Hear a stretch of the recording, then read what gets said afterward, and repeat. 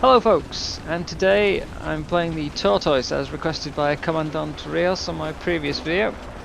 It's been a long time since I've played the Tortoise. I played it a lot back when it was 6.3, I was grinding through it then, and it wasn't my favourite vehicle. It was nice enough, but it's since got moved to 6.7 and it just stopped being any sort of fun for me. It has recently had a small buff, or more of a fix really. Until this previous patch, it physically had no zoom at all. Even when you use your scope, it was the exact same as sitting in third person. It has now got slight zoom. It's essentially the default level for all those lower tier tanks, as you can see. But just knock out the Ostwin there. Now, I've already once taken a shot at this Ferdinand that I can just see there. It did previously pen, but not this time. He might be slightly more angled. It might just be right on the cusp of the penetration threshold. Bouncing off the frontal plate as well there. So, I was never a huge fan of the Tortoise. Which is a shame. I want to like it. I've stood next to it in real life. It's a big tank. It's a nice tank. And I wanted to enjoy it, but I just don't think it's got a great deal going for it. It's certainly, I don't think it deserves to be 6.7. I think it would be far better suited at 6.3 where it originally was. I have no idea why they moved it up.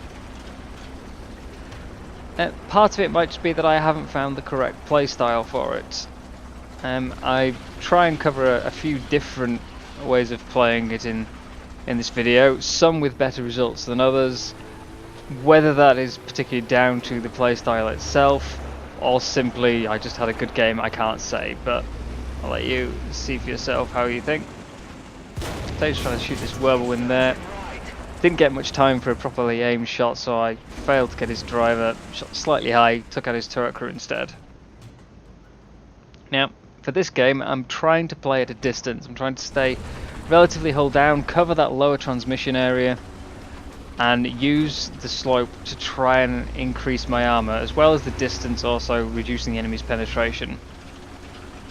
Hopefully to make me able to take shots. As you can see from the damage indicators in the corner there, I have already taken one shot, which severely injured 4 members of crew and killed another. And that was from one of the Ferdinands. But this game is quite far in. I've not managed to get much done. So at this point I chose to move up. Now obviously I can't just go up over this hill, but the Ferdinands are moving out from the A point. Now this is one of the actual plus points of the Tortoise. There's not many of them in my opinion, but this is one, and it goes as fast backwards as it does forwards. It actually, in my opinion, I think it accelerates slightly better backwards. Obviously with a lack of turret, that's not something you can make too much use of. But I'm just reversing along here to try and get some side shots on the Ferdinands. Spot this Tiger first in the distance. Just turn around a bit there. Again, actually turns slightly better in reverse, I find. But knock out his driver and gunner. Just line up to finish him off. And here comes the Ferdinand in front of me. Now, I don't meet Ferdinands too often, and very rarely with a gun like this. The only ones I've met recently have been driving the Centurion or the Carnarvon, which can comfortably pen them. So it's quite likely that I'm not shooting the optimum spot there. Back up a bit behind the cover, see this whirlwind coming back out and finish him off. I'm now just trying to stay behind this bit of cover while I reload with the intent of poking out to shoot, but he hit my cupola. It's a big cupola. You do have 7 members of crew in this tank, and it's very spaced out. It shouldn't die that easily, but a single shot wiped out the entire crew from that cupola. So, second game here, Hurtcombe Forest. Now, I was trying to advance with the team this time, try and play a bit closer up, see this Tiger 2, and while I'm trying to turn, I get one shot by the Tiger in the side. Again, 7 crew, big spaced compartment. Doesn't matter, one shot is enough still. You could also see that when I was trying to turn, because I wasn't in neutral gear, it was incredibly slow. Just would not rotate fast enough. You have to really be neutral to get any decent turning. Now, game 3. I'm on Sinai, and I've knocked out this Jagdpanther's engine there. A couple of people taking shots, and finish him off. It's not a spectacular gun, this. It's roughly similar in statistics to the long 88 on the German tanks, but it only fires AP. Although it's probably the only AP round I've found lately that reliably can actually set off ammo racks. Still, it's just not really that great of a gun, especially with that relatively poor zoom. Now, this STRV on the hill beside me is taking shots from whatever is near the B point there.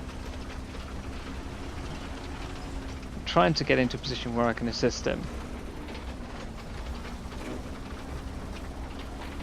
Now, obviously very slow up the hill, and then I tried to turn and it stopped completely, so drop into neutral. I'm going to roll around this rock. Now, flanking is not exactly something the Tortoise excels at, but if the opponent is distracted, which I hope he is, then I can get around the side of him. Already at the top speed, 20 kilometers an hour. The acceleration isn't terrible, but yeah, its top speed just isn't really enough to do something. The idea for this game was to play these ridge lines again, keep my transmission plate covered, try and maximize the armor, but there's an IU-251 in my side. It has heat FS with more than enough penetration. I think it's actually double the penetration required. He's knocked out 4 of my crew in those 2 shots, but for some reason isn't moving. And there we go. Take out all of his crew from the side shot there. He really should have moved. He has 4 times my top speed. He could have quite comfortably stayed on my side without me ever being able to get him back into the gun arc, but for some reason he chose to stay there. You can see another big weakness of the Tortoise.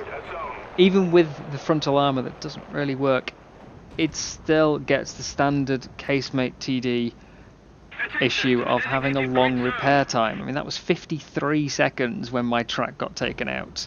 I have lost crew, so obviously that's a bit longer than it should be, but I would still expect a 40-second track repair on this thing. And I'm not exactly using a bad crew. Now, most tank destroyers get these long repair times to give them the weakness. You can't take them on frontally, so the idea is you knock out their mobility and you flank around the side. It's how you kill the T-95 effectively if you can't get its cupola. It's how you take out a lot of heavy tanks, and it should be how to take this out. But its frontal armor doesn't really work, so you don't need to. Still, I am alive because of his mistake. Finally fixed. I'm going to move up. So there's the whirlwind there. Line it up, take the shot and finish it off. It was already low on crew. That's the 3rd kill for this game, so it's already the best game I've had in this session. You are quite the target for bombers, they really do like you, but there we are. Find this Panther, shot a little high, and got his loader in his turret ring. So he's just going to try and wiggle, I suspect to try and get his gun aimed up, get his driver and his gunner, take a shot from the stirrer, which I was quite lucky to bounce. I think he hit the mantler, to be honest, which is the thickest part of the tank, so not the best shot placement from him. Finish off the Panther. Check the bomber's not coming from me, and start moving up to try and take out the stirrer before he gets a reload. Quick shot, get his breach. I can advance up. There's also the whirlwind back behind him, but I want to finish that stirrer before he repairs or gets away. Knock out another crew member, and he gets finished off by the Carnarvon. That's all the action for this game, unfortunately. And so, game number 4 on Tunisia. Again, I tried to play as a sniper at the start, but didn't really see anything, so it's about 7 minutes into the game. I've been crawling my way slowly across the map. I finally arrived just in time to take out that Panther. The gun is good enough to go through the upper plate of the Panthers, I mean, it ought to be they're a full tier down from it. And now I'm just looking for anything else. There's a panther just spawned in. Line up shot, and again, there we go. Reliably detonating the ammo I tend to find from this gun. And once more it's showing the good reverse speed on the Tortoise.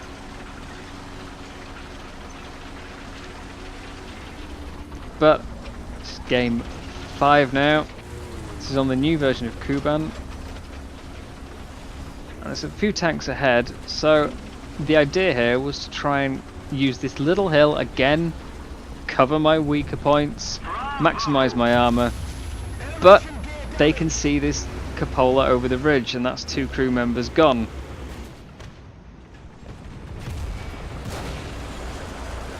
Just showing further that weak point there. It's gigantic, and you can't hide it unless you can get a right-hand corner. That's the only time you can hide it, but then that exposes other weak points. There is no real way to hide your weak points on this tank.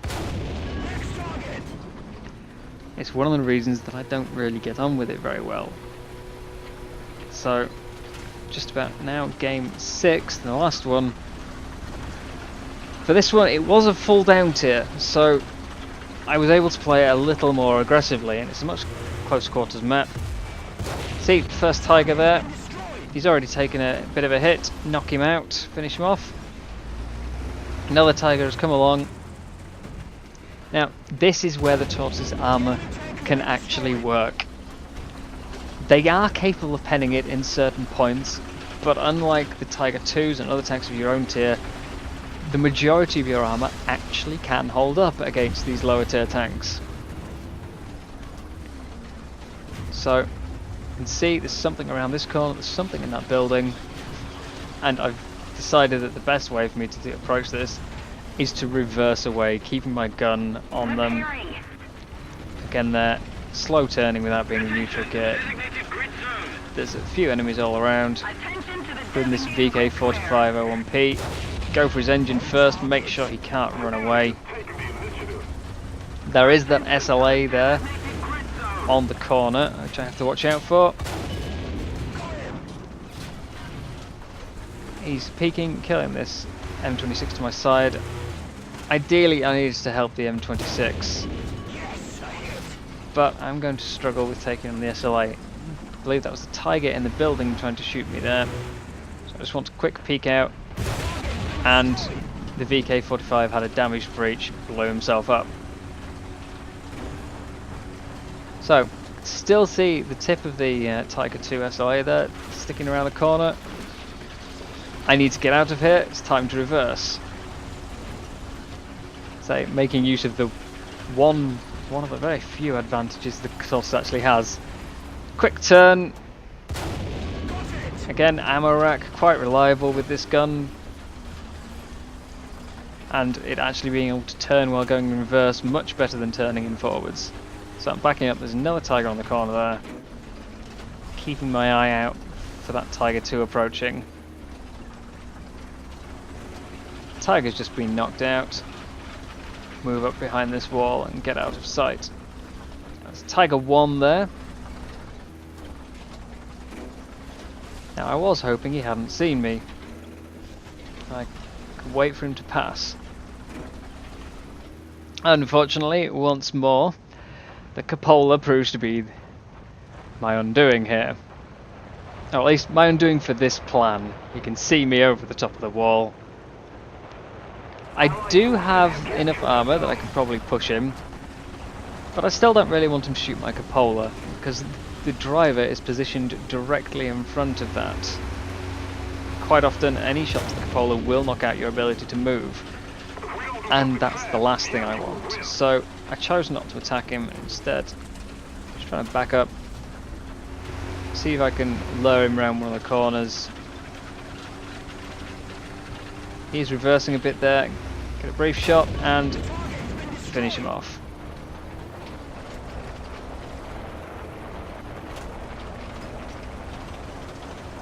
So far, playing up close is working better. but I haven't really encountered anything big. It's all been Tiger 1s. There's that one Tiger 2, but I haven't actually had to fight him. Now, if I was to meet more than one opponent at a time, I would be in more trouble. They could obviously head different directions. I can't keep my armor facing both of them, and I don't have a turret. There is a heavy over here. See him shoot. Actually a little high there. Missed his engine, hit his turret ring instead, but that sent my shell all the way through to the front and knocked out the entire crew with the spall instead of just getting the whole crew or the turret crew separately. Just checking around, I don't really want to drive out exposed and advance on.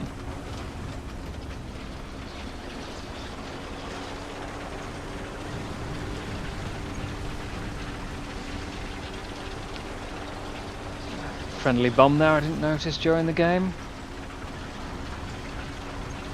We are slightly behind on tickets, oh sorry, we were slightly behind on tickets.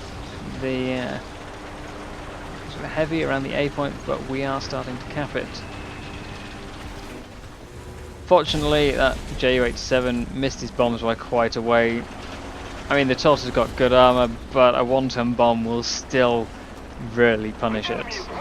I mean, pretty much nothing that won't be punished by those bombs. Maybe the mouse. They're low on players, so I figure I don't need to go and support the cap at this stage. I'll roll up and try and cut off their reinforcements instead.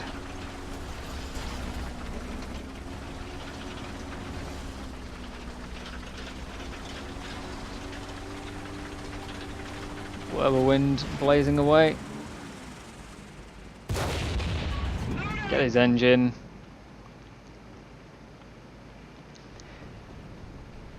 Not my best shot placement here. He's still got 3 crew left. Shot slightly too high, maybe slightly too low. I don't know, it depends on which way, but it went through the middle and it only got the 1 crew. But finish him off. They're running out of players.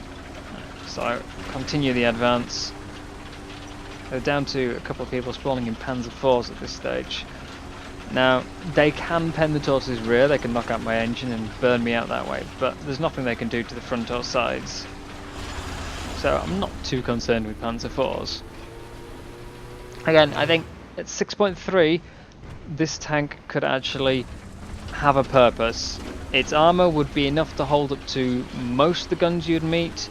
Anything higher tier would really still give it problems, but lower tier tanks frontally would not be able to take it on. They can kill it from the side, they can kill it from the rear, and given it has no turret and is incredibly slow with a long repair time, that shouldn't be too much of a hassle. I mean, it has to have, you know, it has to have an upside. If its armor isn't going to be the upside at 6.7, what is it? So 6.3 is really where I think this needs to be. Back up Panzer IV here. Don't manage to get the one shot. So the gun lacks a bit of potency. Most of the tanks I've been killing here have already taken a hit from someone else, giving them a low crew count. But for all the downsides this tank has, it doesn't have enough upsides. 6.3 would help to solve that by making its armor actually relevant, at least when down tiered. It's still going to be weak in an up tier, but at least it would give it a capability of playing down tiered. Hull broke the Nashorn there, which was quite surprising. But that's the end of the games. So first, let's look at the armor. It's not the greatest. You have 152mm thickness up here, and over here as well. This side is more sloped. It's 40 degrees. It's enough to resist those lower tier guns. Again, pushing it up to about 200 effective thickness. It's not enough to resist most of the guns at your own tier. The long 88 being the most common one you will meet. That's got about 232mm pen, I believe. So that will comfortably go through this. This side, where it's flat, easily go through. Again, only 152 mil there. You can angle the tank to about a 45 degree because it's got 152 side as well, but that still doesn't push the armor. A bit more angling there, sorry. Doesn't push the armor up high enough. You're still only up to about 200 mil on there, and the corner is curved, so it's not angled at all there. Side still thick enough. Again, from this side, that corner is what's going to get you. You can almost make it through that when you're angled like this. If they hit you side on, they can, and that'll knock out your bridge. Again, flat points here, they can pen around your mantlet. And this transmission plate, 55 mil. It is a 75 degree angle, but they will overmatch it with those guns. There's more than a 30% difference in the caliber to the armor thickness. It will go through. Behind there, you have not only this transmission, but also the gunner. Cupola shots, again, your driver is just in front, and we already saw how Ferdinand managed to knock out all of the crew in an incredibly spaced out tank. 7 crew, killed the whole lot. And even if he didn't, the driver's in front there, you're not going to be getting away. The gun, 9.6 second reload with an expert crew, which you compare to a 9.1 second reload on the Long 88 for the Tiger II. Roughly the same penetration, it's an extra 7mm on the Tortoise. Not really anything you're going to notice, but it does lack that filler, so it will take you a few more shots. Ultimately, it lacks all the benefits that you've come to expect from British tanks. It doesn't have great pen, it doesn't have great reload rate, and then it also gets a number of new downsides. Armor that is adequate only against lower tier tanks, horrible speed, no turret. It's just not got anything going for it, really. I think 6.3, where its armor would start to actually work, you could play the Tortoise and do well. You're never going to be contributing massively to games due to that top speed, preventing you from really getting around, but at least it would allow you to play more aggressively so that you're not too far behind the fight. As you saw from the early games that I played there, I tried to stay back to make the armor actually work, and it just resulted in me not being able to contribute because I was too far away from where the enemies were going. If they aren't actually coming your way, then it's a waste of time. Your whole game is basically going to be pointless. 6.3 is really where I think this needs to go back to. It used to be there. I don't know why it was ever raised. So, I'm not quite sure which playstyle I prefer there, the long range or the short range. I think if you're in an up tier, you really just don't want to be bringing it at all. Take the Carnarvon or the FE 4x5 if you prefer. If you're in a down tier, the Tortoise can work, and you can afford to be a bit more aggressive if you want to try and rack up a high kill count. I hope something in this video has been useful to you. I'm not quite sure how I will play the Tortoise going forwards myself, but I hope you enjoyed it, and I'll see you next time. Goodbye.